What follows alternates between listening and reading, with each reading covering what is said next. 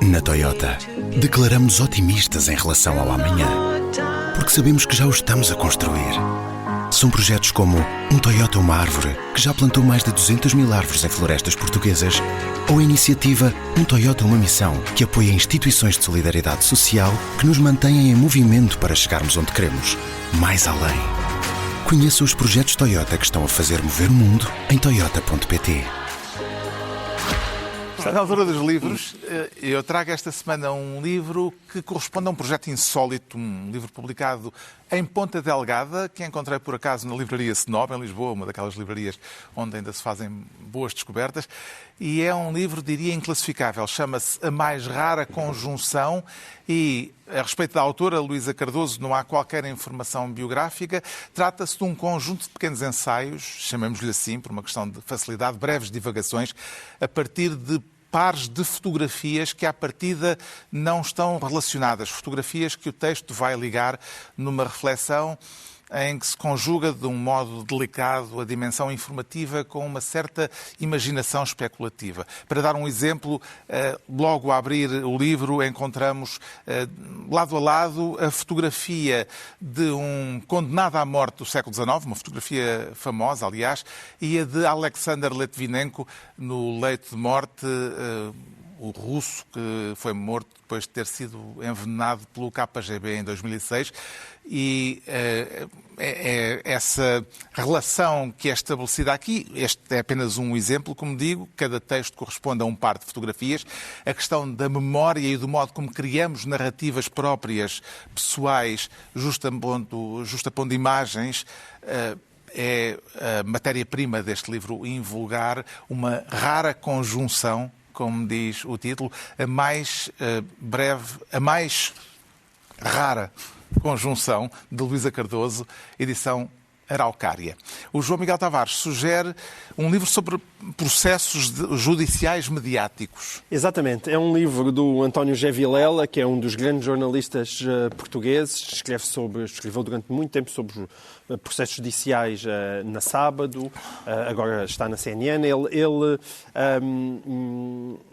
também tem vários livros e este livro chama-se O Tribunal dos Poderosos, as histórias inacreditáveis dos processos que mudaram o país, e é uma edição da Casa das Letras e passa em revista os principais processos dos últimos 20 anos que tiveram lugar no famoso Ticão. E, portanto, é um retrato desses processos.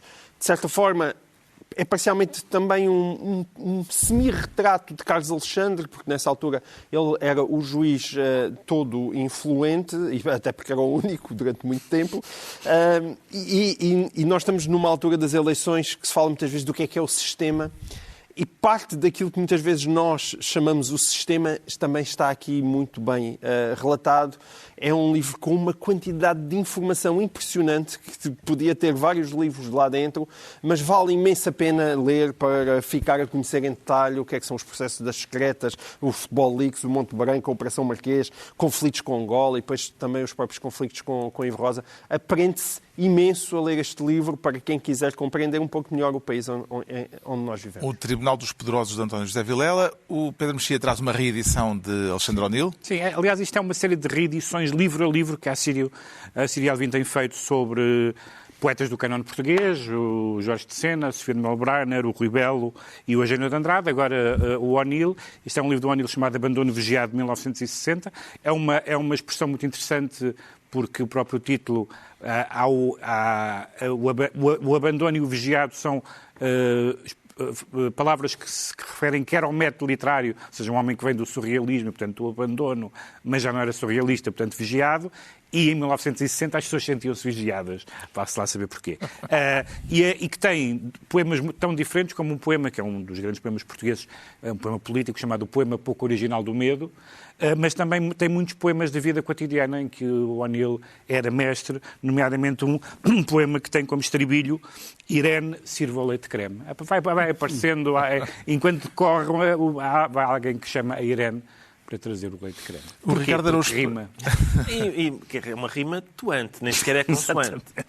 O Ricardo Araújo Pereira traz mais um título para a bibliografia passiva de Camilo De Castelo Camilo Branco. Castelo Branco, é um dos meus heróis, não é? O Camilo, como aliás se nota pela extensão do meu vocabulário e E pelo teu bigode. Exato, mas este... Ainda não chegou ao ponto de ser bexigoso. Não, mas tem pena. Tenho pena. Estou a caminhar para isso. Coreografia Sentimental chama-se este livro. É um dicionário, portanto o subtítulo explica, é um dicionário toponímico e geográfico da obra de Camilo, de Nuno Rezende, e é o que o livro diz, embora... Os dicionários são sempre livros úteis, não é? Mais de referência e tal. Mas este vai para além disso, no sentido em que normalmente ninguém se senta a ler um dicionário. Ora, neste, há boas razões para o fazer. Não só porque há textos explicativos sobre a razão para fazer um livro destes, como também que explicam qualquer coisa sobre o que era o Camilo, se ele era um turista, não era, nem sequer um viajante, era mais um errante, e o facto de algumas das terras que ele menciona serem tão microscópicas, serem microtopónimos, que indicam que ele passou por lá, se calhar, a pé. E ainda por cima, depois tem no final um mapa com a incidência das terras escolhidas pelo Camilo. A maior parte, como calculam, é no norte, e especialmente no Entro Douro e Minho, que é uma zona que me diz bastante e que eu reconheço sempre quando leio. Vamos todos a Vilarinho da Samardã. Vamos, já chover. Está concluída mais uma reunião semanal, 2 a 8 dias, à mesma hora, os mesmos de sempre, também em podcast de Pedro Mexia, João Miguel Tavares e Ricardo Araújo Pereira.